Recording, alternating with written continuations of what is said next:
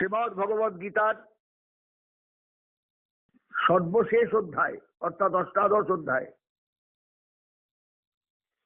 মোক্ষযোগে আমরা প্রবেশ করেছি আগেই। যারা গীতা শুনছেন তাদের নিশ্চয়ই স্মরণে আছে মোক্ষযোগী হলো গীতার শেষ অধ্যায়। ভগবান শ্রীকৃষ্ণ শ্রদ্ধাত্রয় বিভাগ যোগে সাত্ত্বিকী শ্রদ্ধা, রাজসী শ্রদ্ধা, তামসী শ্রদ্ধার কথা উল্লেখ করেছেন এর আগেই। মানুষকে সাত্ত্বিকী শ্রদ্ধার অধিকারী হতে হয় জীবনে। তার জন্য যেটুকু করা কর্তব্য, যেভাবে চলা উচিত তার সম্পর্কে দিগদর্শন করেছেন।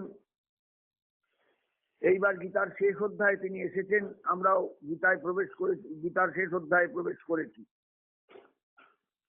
অর্জুন প্রথমেই প্রশ্ন করেছেন, আমি একটু পেছিয়ে যাচ্ছি, তার কারণ সর্বশেষ অধ্যায় তো প্রত্যেকের, যিনি প্রথম হঠাৎ শুনছেন তিনি হয়তো খেয়াল করবেন না, সেই জন্য আমার তাদের দিকে তাকিয়ে একটু আমার পেছন দিকে, এই অধ্যায়ে একটু পেছন দিকে তাকানো। অর্জুন উবাচ, প্রথমেই অর্জুন প্রশ্ন করলেন, সন্ন্যাসস্য মহাবাহ তত্ত্বমিচ্ছামি বেদিতুম ত্যাগস্য চ ঋষিকেশ পৃথক কেশিনী সুদন। হে কেশিনী সুদন, ভগবান ব্রজলীলায়, গোবিন্দ ব্রজলীলায় কেশী নামক এক অসুরকে বধ করেছিলেন, এই জন্য তার নাম কেশিনী সুদন। সেই সম্বোধন পদ বা সেই নামটাকে সম্বোধন রূপে নিয়ে অর্জুন প্রশ্ন করছেন। তার আগে আর একটা সম্বোধন আছে, ঋষিকেশ। ঋষিক মানে হলো ইন্দ্রিয়, ইন্দ্রিয়ের যিনি অধীশ্বর, আমাদের সমস্ত ইন্দ্রিয়ের চালক শ্রী ভগবান নিজেই। প্রত্যেক ইন্দ্রিয়ের ওপরে তার কর্তৃত্ব এবং তিনি আমাদের সবকিছু ইন্দ্রিয়ের শক্তি দিয়ে চালান, তবে আমরা চলি। তাই দুটো সম্বোধনেরও কিন্তু তাৎপর্য আছে। তুমি আমাকে এতক্ষণ পর্যন্ত যুদ্ধোদ্যমের মধ্যে, এই ভয়ঙ্কর যুদ্ধক্ষেত্রে তুমি আমার ইন্দ্রিয়গুলোকে চালিয়েছ, আমাকে শুনবার ব্যাকুলতা দিয়েছ, আমাকে জানবার ব্যাকুলতা দিয়েছ। যুদ্ধ করতে হবে আমি জানি, সবই জানি, তবু আমার জিজ্ঞাসা যা যা ছিল সবই উত্তর আমি তোমার কাছে পেয়েছি। এইবার আমার প্রশ্ন হলো, সন্ন্যাসস্য মহাবাহ তত্ত্বমিচ্ছামি বেদিতুম। এই যে সন্ন্যাস কথা গীতা এসেছে অনেক জায়গায়, আর তার সঙ্গে এসেছে ত্যাগ, এ কথাটাও এসেছে বহু জায়গায়, বহুভাবে, বহু রকমে। এই হে মহাবাহ, হে গোবিন্দ, গোবিন্দকে বাহু এই শব্দের সম্বোধনে গিয়েছেন অর্জুন। মহান বাহু দয় যাহার, হে মহাবাহ। সন্ন্যাসস্য তত্ত্বমিচ্ছামি বেদিতুম। আমি সন্ন্যাসের তত্ত্ব জানতে চাই তোমার মুখ থেকে। সন্ন্যাস কাকে বলে? কাপড় চোপড় ছেড়ে দিলাম, গেরুয়া কাপড় পরে দিলাম, জটা জুট রাখলাম, ঘুরে ঘুরে বেড়ালাম, তার মানে কি সন্ন্যাস? সন্ন্যাস কথাটার তাৎপর্য কি? ত্যাগস্য চ ঋষিকেশ পৃথক কেশিনী সুদন। আর ত্যাগের অর্থই বা কি? আমাদের দুটোর তাৎপর্য, দুটোর অর্থ একটু পরিষ্কার করে দাও। তুমি তো ঋষিকেশ, তুমি সমস্ত ইন্দ্রিয়ের অধীশ্বর, ইন্দ্রিয়গুলোকে তুমিই চালাও। সেখানে জীবের কতটুকু ক্ষমতা? তাই তোমার মুখ থেকে আমি সন্ন্যাসের অর্থ জানতে চাই, ভালোভাবে তত্ত্ব জানতে চাই, তত্ত্বগত অর্থ। আবার ত্যাগেরও অর্থ জানতে চাই, তত্ত্বগত অর্থ, তাৎপর্য জানতে চাই। গোবিন্দ এবার শুরু করলেন তার বক্তব্য রাখতে। কেশিনী সুদন, এটা সম্বোধন পদ। ভগবান কেশী দত্তকে হত্যা করেছিলেন এবং নাম হয়েছিল তার কেশিনী সুদন। কেশিনী সুদন। শ্রী ভগবান উবাচ, গোবিন্দ এবার বলছেন, কাম্যানাং কর্মণাং ন্যাসং সন্ন্যাসং কবয় বিদু সর্বকর্ম ফল ত্যাগং প্রাহু ত্যাগং বিচক্ষণা। কাম্যকর্মের যে ত্যাগ তাকেই কবিগণ, সাধকগণ, কবি বলতে যারা কাব্য রচনা করেন শুধু তাই নয়, কবি শব্দটা তাৎপর্য সাংঘাতিক। যারা প্রকৃত সাধক, প্রকৃত অনুভবী, তারা কাম্যকর্মের যে ত্যাগ, যে কাজগুলো আমাদের কাছে কাম্য প্রয়োজনীয়, সেগুলো ত্যাগ যারা করতে পারেন তারাই সন্ন্যাসী। আর সর্বকর্ম ফল ত্যাগ, সমস্ত কর্মফলের যে ত্যাগ, আমরা তো কাজ করি একটা ফলের দিকে তাকিয়ে, এই কাজ করলে এই ফল পাবো, এই ফল পাবো, ওই কাজ করলে ওই ফলটা পাবো। এই সমস্ত কর্মফল যিনি ত্যাগ করতে পারেন বিচক্ষণগণ, তাকেই প্রকৃত ত্যাগ বলেন। শুধু কাম্যকর্মের ত্যাগ নয়, কাম্যকর্মের ন্যাস বা ত্যাগ নয়, সমস্ত কর্মফলের ত্যাগ। আমরা যে কোনো কর্ম করে একটা ফলের আকাঙ্ক্ষা নিয়ে চলি, এটা করেছি কি পাই দেখি, কি পাই দেখি, কি পাই দেখি। এই যে আকাঙ্ক্ষা, ফলাকাঙ্ক্ষা, একে যদি তার ত্যাগ করা যায় তবেই হলো প্রকৃত ত্যাগ। সম্বোধন করতেন কেশিনী সুদনম। ভগবান কেশী দৈত্যকে বধ করেছিলেন, স্মরণ করিয়ে দিলেন তুমি তো বিরাট দৈত্যকে বধ করেছো, তা আমার অন্তরের জিজ্ঞাসা নিশ্চয়ই তুমি পূরণ করতে পারবে, সেই ক্ষমতা তোমার আছে, এটা আমি জানি। তাই তোমার কাছে সন্ন্যাস এবং ত্যাগ এই দুটো শব্দের তাৎপর্যের ব্যাখ্যা চাই, তাৎপর্য চাই, তুমি আমায় সেই ব্যাখ্যাটা করে দাও। মনে রাখবেন, বিষয়টা কিন্তু খুব ভালো করে বুঝতে হয়। সন্ন্যাস এবং ত্যাগ দুটোর ধাত্মর্থ কিন্তু এক, ধাতুগত অর্থ এক। উভয়ের অর্থই পরিত্যাগ করা, উভয়ের দুটো অর্থই হলো, এই দুটোরই অর্থ হলো পরিত্যাগ করা, ছাড়া ছাড়া। কিন্তু সন্ন্যাস শব্দের একটা বিশেষ অর্থ এই যে সর্বকর্ম ত্যাগ করে চতুর্থ আশ্রম অবলম্বন করা, ব্রহ্মচর্য, গার্হস্থ্য, বানপ্রস্থ, সন্ন্যাস। এই হলো আমাদের ভারতবর্ষের ঋষিগণের দ্বারা পরিবেশিত চারটে আশ্রম। তারা আমাদের চারটে আশ্রমের কথা বলেছেন, জীবনটাকে 4 ভাগে বিভক্ত করে নেবে। ব্রহ্মচর্য প্রথম ভাগ, তারপর গৃহস্থ জীবনে প্রবেশ করবে, গার্হস্থ্য ধর্ম দ্বিতীয় ভাগ, বানপ্রস্থ নেবে জীবনের তৃতীয় ভাগে, অর্থাৎ সংসার থেকে এবার দূরে চলে যাবে। সেখানেও তুমি সস্ত্রীক যেতে পারো, তাতে কোনো আপত্তি নেই, কিন্তু বাস করবে লোকালয়ে নয়, বাস করবে লোকজন থেকে দূরে। আর চতুর্থ ভাগ হলো সন্ন্যাস, সেখানে একদম একা হয়ে যাবে। তোমার নিজের রাস্তা তখন নিজেকে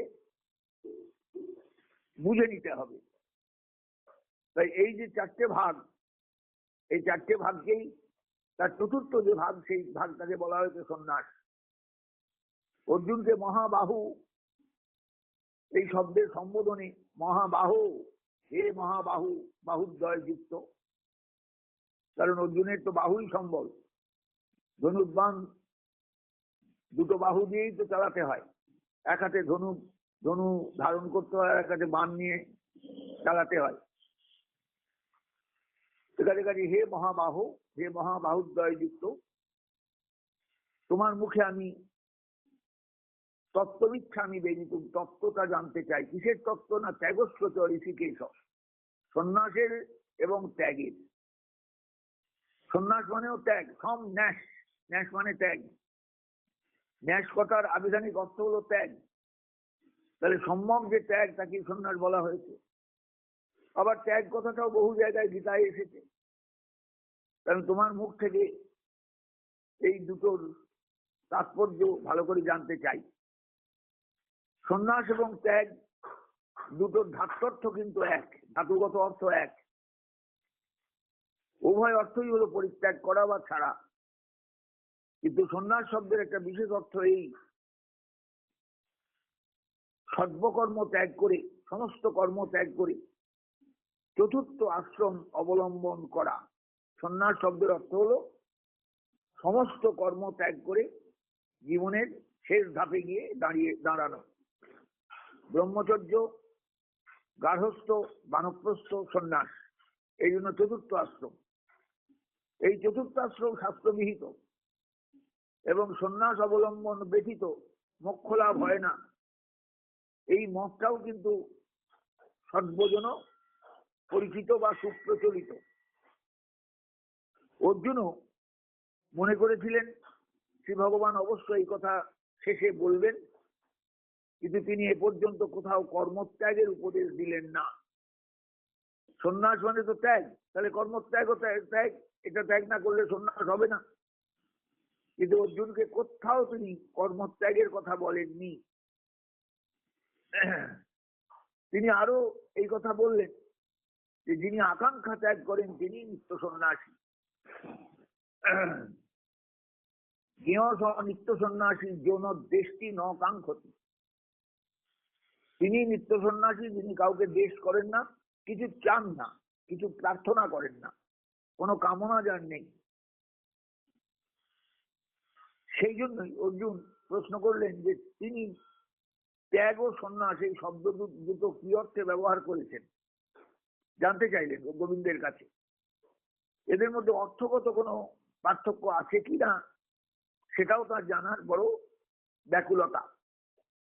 এই কথার উত্তরে শ্রী ভগবান কর্মযোগ মার্গের সারার্থ পুনরায় স্পষ্টীকৃত করে গীতার উপসংহার টানতে চলেছেন।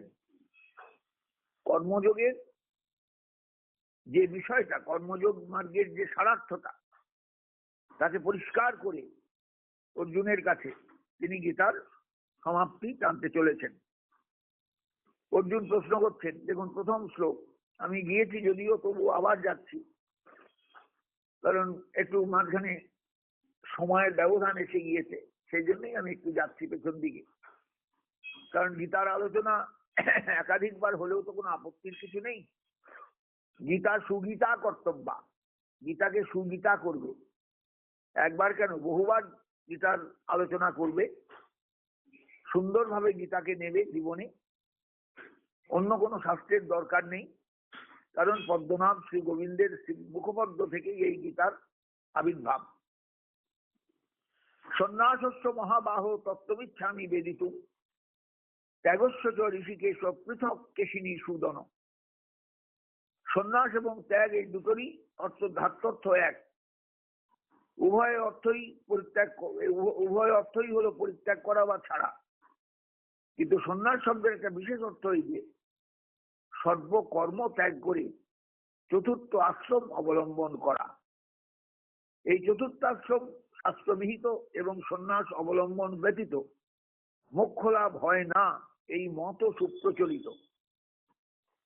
অর্জুনও মনে করেছিলেন শ্রী ভগবান অবশ্যই এই কথা শেষে বলবেন, কিন্তু তিনি এ পর্যন্ত কোথাও কর্মত্যাগের উপদেশ দেননি, কোথাও উপদেশ দেননি যে তুমি কর্ম ছেড়ে দাও, তবেই তোমার প্রকৃত সন্ন্যাস হবে। তিনি আরো এই কথা বললেন যে যিনি আকাঙ্ক্ষা ত্যাগ করেন তিনি নিত্য সন্ন্যাসী। যৌন দেশটি ন কাঙ্ক্ষতি, পরিষ্কার বলেছেন, জ্ঞেয় স নিত্য সন্ন্যাসী যৌন দেশটি ন কাঙ্ক্ষতি, তিনি আকাঙ্ক্ষা করেন না, কিচ্ছুর আকাঙ্ক্ষা করেন না, তিনি সন্ন্যাসী। এই জন্যই অর্জুন প্রশ্ন করছেন তিনি ত্যাগ ও সন্ন্যাস এই শব্দ দুটো কি অর্থে ব্যবহার করেছেন। গোবিন্দকে জিজ্ঞাসা করেছেন ত্যাগ এবং সন্ন্যাস। সন্ন্যাস মানেও ত্যাগ, ত্যাগ মানে যদিও সন্ন্যাস নয়, কিন্তু সন্ন্যাসের মধ্যে ত্যাগ আছে। সম ন্যাস, সম একটা উপসর্গ, প্রপরা অপসম নিয়ব অনুনির যারা উপসর্গ জানেন, 20টা উপসর্গ আছে, সেখানে সম একটা উপসর্গ। তাহলে সম ন্যাস সন্ন্যাস, সম্যক রূপে যে ত্যাগ সেটাই হলো সন্ন্যাস। তা গোবিন্দ বলছেন, গোবিন্দের বক্তব্য হলো যে কাম্যকর্মের ন্যাস এটাই হলো সন্ন্যাস, কাম্যকর্মের ন্যাস এটাই হলো সন্ন্যাস। ন্যাস মানে ত্যাগ। অর্জুনের বক্তব্য ছিল, প্রশ্ন ছিল যে এ পর্যন্ত তো ভগবান কোথাও কর্মত্যাগের উপদেশ দেননি। তিনি আরো এই কথা বললেন যে যিনি আকাঙ্ক্ষা ত্যাগ করেন তিনি নিত্য সন্ন্যাসী। সেজন্যই অর্জুনের প্রশ্ন, তিনি ত্যাগ ও সন্ন্যাস এই শব্দ দুটো কি অর্থে ব্যবহার করেছেন, গোবিন্দ কি অর্থে ব্যবহার করেছেন, এর মধ্যে অর্থগত কোনো পার্থক্য আছে কিনা এবং থাকলে তা কি?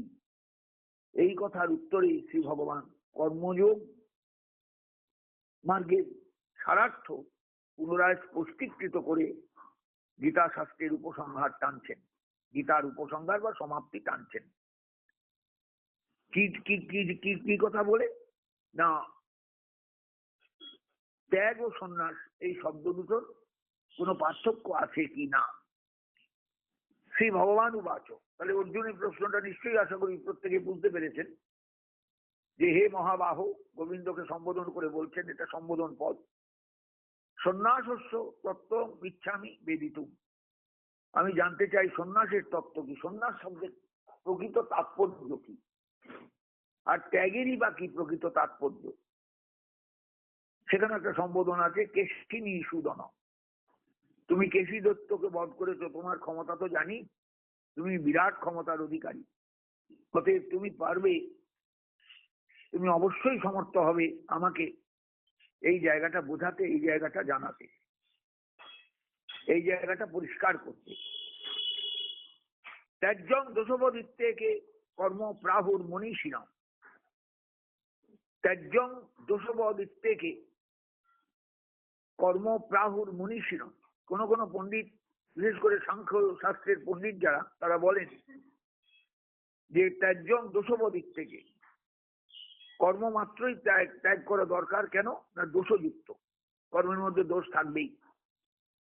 আবার কেউ কেউ বলেন, যারা মীমাংসা শাস্ত্রের অধিকারী, মীমাংসার আলোচক, তারা বলেন যে যজ্ঞ দান ও তপস্যার কর্ম কিন্তু ত্যায্য নয়।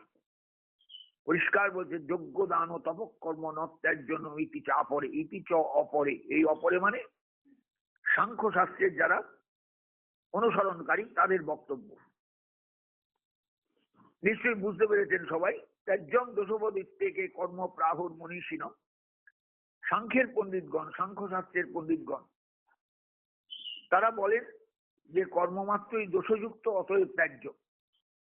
আবার মীমাংসক যারা, মীমাংসা শাস্ত্রের যারা অধিকারী, তারা বলেন যে যজ্ঞ দান তপকর্ম, তপস্যা, যজ্ঞ দান এবং তপস্যা এগুলো কখনোই ত্যায্য নয়, কখনোই ত্যাগ করা উচিত নয়। চতুর্থ শ্লোকে এসে বলছেন ভগবান এই কথাগুলো। না, তো এটা হলো তৃতীয় শ্লোকের কথা। চতুর্থ শ্লোকে এসে বলছেন, হে ভরত সপ্তম, হে ভরত বংশের শ্রেষ্ঠ সন্তান, তত্ত্ব ত্যাগে মে নিশ্চয়ং সিদ্ধান্তং শৃণু, ত্যাগ বিষয়ে আমার সিদ্ধান্তটা তুমি শোনো। ত্যাগ হি ত্রিবিধ সম্প্রকীর্তিত, ত্যাগ হলো তিন রকমের। নিশ্চয়ং শৃণু মে তত্ত্ব ত্যাগে ভরত সপ্তম, ত্যাগ হি পুরুষ ব্যাঘ্র ত্রিবিধ সম্প্রকীর্তিত। অর্জুনকে পুরুষ ব্যাঘ্র বলে সম্বোধন করলেন, ভরত সপ্তম বলে সম্বোধন করলেন। একই শ্লোকে দুটো সম্বোধন, যে তুমি আমার কাছে শোনো যে ত্যাগ কাকে বলে। যজ্ঞ দান ও তপকর্ম ন ত্যাজ্যং কার্যমেব তৎ, যজ্ঞ দান এবং তপস্যারূপ যে কর্ম। ভারতবর্ষে এককালে অনেকের একবারে জন্মের মুহূর্ত থেকে যজ্ঞাগ্নি জ্বলত, সেই যজ্ঞাগ্নি মৃত্যু পর্যন্ত জ্বলত, তারপরে সেই যজ্ঞাগ্নিতেই তার দেহ বশীভূত হতো। সাগ্নিক ব্রাহ্মণ যাকে বলা হয়। এককালে বহু সাগ্নিক ব্রাহ্মণ ছিলেন। দিন যত পাল্টিয়েছে, সময় যত এগিয়েছে, জটিলতা যত সমাজে বেড়েছে, সামাজিকভাবে আমরা জটিল জীবন যাপনে ব্যস্ত হয়েছি, তত সেই জায়গাগুলো নষ্ট হয়ে গেছে। এখন হয়তো খুঁজলে হয়তো দু একজনকে পাওয়া গেলেও যেতে পারে সাগ্নিক ব্রাহ্মণ কাকে বলে। তা বলছে যজ্ঞ দান ও তপক কর্ম ন ত্যাজ্যং, যজ্ঞ দান তপস্যার যে তপস্যারূপ যে কর্ম, যজ্ঞ একটা ক্রিয়া, দানও একটা ক্রিয়া, তপস্যাও একটা ক্রিয়া, এগুলো কখনোই ত্যায্য নয়। তৎকার্যমেব, এগুলো কর্তব্য, এগুলো করতে হয়। যেহেতু যজ্ঞ দানং তপ মনীষী নামে এবং পাবনানি। যজ্ঞ দান এবং তপস্যা শুধু মানুষকে পবিত্র করে তাই নয়, মনীষীকেও পবিত্র করে। এটা হলো পঞ্চম শ্লোক। দেখুন তাকিয়ে গ্রন্থের দিকে। যজ্ঞ দান তপ কর্ম ন ত্যাজ্যম কার্যমেব তৎ। যজ্ঞ দানম তপস্যৈব পাবনানি মনীষিণাম। মনীষিণাম পাবনানি। ধীমান যারা, মনীষী যারা, তাদেরও পবিত্রতা এনে দেয় যজ্ঞ দান এবং তপস্যা। যজ্ঞ দান ও তপ, যজ্ঞ দান এবং তপস্যা। তপস্যা 3 রকমের। এগুলো এটা সপ্তদশ অধ্যায়ে বলা হয়েছে, দেখবেন 14 থেকে 16 নম্বর শ্লোকে। এতান্নবিতু কর্মাণি সঙ্গং তক্তা ফল করতি চ, ফল সঙ্গং তক্তা ফলানি চ, কর্তব্যানীতি মে পার্থ নিশ্চিতং মতমুত্তমম। হে পার্থ, এ সকল কর্ম কর্তৃত্বাভিমান ও ফলকামনা শূন্য হয়ে করা কর্তব্য, এটাই আমার নিশ্চিত মত। এটা গোবিন্দের কথা এবং এটাই উত্তম, এটাই সর্বোত্তম। এতান্নবিতু কর্মাণি সঙ্গং তক্তা করতি চ, কর্তব্যানীতি মে পার্থ নিশ্চিতং মতমুত্তম। পূর্বেই বলা হয়েছে যে কর্তৃত্বাভিমান ও ফলকামনা বর্জন করে ঈশ্বরে অর্পণ বুদ্ধিতে সমস্ত কর্ম করা উচিত। সৌত মাত্র যজ্ঞদানাদি কর্ম ঠিক সেইভাবেই করা কর্তব্য। এই হলো নিষ্কাম কর্মযোগ। নিষ্কাম কর্মযোগ মানে কর্মত্যাগ নয়, কিন্তু কর্ম করতেই হবে। আমরা কর্ম ছাড়া একটা মুহূর্ত টিকতে পারি না, একটা মুহূর্ত থাকতে পারবো না। ওদের কর্ম আমাদের করতেই হবে, সব কর্মই আমাদের করতে হবে। কিন্তু 6 নম্বর শ্লোকের এটাই বক্তব্য যে কর্তৃত্বাভিমান ও ফলকামনা বর্জন করে ঈশ্বর অর্পণ বুদ্ধিতে, মানে সমস্তই আমি ঈশ্বরকে সমর্পণ করে করতে চাই, এই বুদ্ধিতে সমস্ত কর্ম করা উচিত। সৌত মাত্র যজ্ঞদানাদি কর্ম ঠিক সেইভাবেই করা কর্তব্য। শ্রুতিশাস্ত্রের নির্দেশিত, স্মৃতিশাস্ত্রের নির্দেশিত যে যজ্ঞদান, এগুলো ঠিক সেইভাবেই করা কর্তব্য। এটাই নিষ্কাম কর্মযোগ। এটা হলো 6 নম্বর শ্লোকের কথা। নিয়তস্য তু সন্ন্যাস কর্মণ নবপদ্ধতে। নিয়ত কর্ম, নিয়ত কর্ম কাকে বলে? স্বধর্মানুসারে স্বাধিকার প্রাপ্ত কর্ম। আমি যে ধর্মের লোক, যেখানে জন্মেছি, সেখানে আমার কিছু কিছু কর্মের অধিকার অটোমেটিক এসে গেছে জন্মানোর সঙ্গে সঙ্গে। যেমন ব্রাহ্মণের ঘরে জন্মালে যাগ যজ্ঞের অধিকার, অধ্যয়নের অধিকার, অধ্যাপনার অধিকার, এগুলো যেমন এসে যায়, এই কর্মগুলো, এরকম কর্মের অনেক অধিকার জন্মানুসারে এসে যায়, স্বধর্মানুসারে এসে যায়। আর স্বধর্ম মানে যেখানে জন্মালাম সেখানে যে ধর্ম অনুষ্ঠিত হয়, পালিত হয়, সেই নিয়মে বা সেই নির্দেশ, সেই অবস্থাতেই যথাধিকার প্রাপ্ত কর্ম। পরিষ্কার বাংলা করলে হবে যথাধিকার প্রাপ্ত কর্ম। অর্থাৎ আমি যেখানে জন্মেছি সেখানে আমার যে কর্মে অধিকার, সেই কর্ম আমাকে অবশ্যই করতে হবে। একে বলে নিয়ত কর্ম। অষ্টাদশ অধ্যায় 47 নম্বর শ্লোকে আমরা যখন যাব, তখন যে কথা পাবো, সেখানে একটা কথা আছে, স্বভাব ও নিয়ত কর্ম। সেই স্বভাব ও নিয়ত কর্মই হচ্ছে যে জন্মানুসারে যেখানে আমি জন্মেছি সেখানে যে সমস্ত কর্তব্য কর্মগুলো, সেগুলোর কথা বলা হয়েছে। জীবের স্বভাব বা প্রকৃতির গুণভেদ বশত বর্ণভেদ ও কর্মভেদ শাস্ত্রে বিহিত হয়েছে। জীবের স্বভাব, প্রত্যেক জীবের দেখবেন স্বভাব আলাদা, প্রকৃতিও আলাদা। স্বভাব আর প্রকৃতি একই জিনিস, স্বভাব প্রকৃতি আলাদা। আর এই আলাদা হওয়ার কারণে বর্ণভেদ এবং কর্মভেদ শাস্ত্রে বলা আছে, ব্যাখ্যা করা আছে। সুতরাং যথাধিকার শাস্ত্রবিহিত কর্মই নিয়ত কর্ম। তাহলে নিয়ত কর্মের সংজ্ঞাটা কি হবে না? যথাধিকার, আমি যেখানে জন্মেছি, যে অধিকার নিয়ে আমি জন্মেছি, সেই অধিকারের যে জায়গাটা, সেখানে শাস্ত্র যা বলেছেন, যে যে কর্ম করতে বলেছেন, সেগুলি হলো আমার নিয়ত কর্ম। একেই বলা হয়েছে স্বধর্ম, সকর্ম, সহজ কর্ম, স্বভাবজ কর্ম।